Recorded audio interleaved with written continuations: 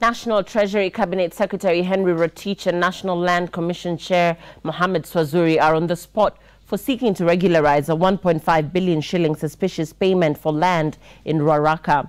The land that was sold to Ruaraka Secondary and Drive-In Primary School has been the subject of an ongoing investigation, with details now emerging that government agencies had cleared its payment without parliamentary approval. The Budget Committee of the National Assembly is now seeking to scrap the payment from the second supplementary budget, as Sam Gituku reports.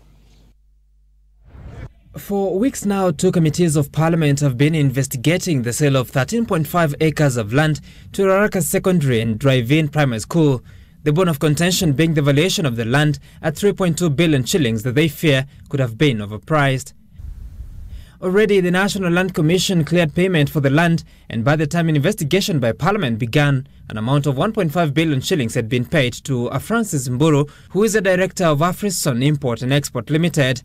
But in the second supplementary budget estimates for the current financial year, the National Treasury has proposed the regularization of the 1.5 billion shillings already paid. And this has the National Assembly Budget and Appropriations Committee seeking to oppose that move. In a notice of motion, Committee Chairman Kimani Ichung'wah wants the supplementary budget bill amended to strike out the amount of 1.5 billion shillings.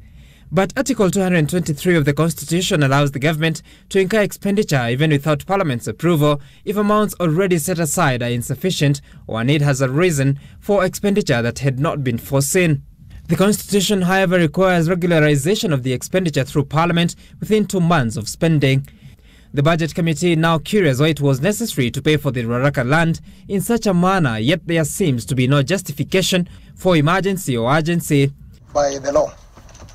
On Thursday, the Ethics and Anti-Corruption Commission told Parliament's Committee on Lands that it commenced investigations into the land transaction in January and even froze the payment of the balance of 1.7 billion shillings.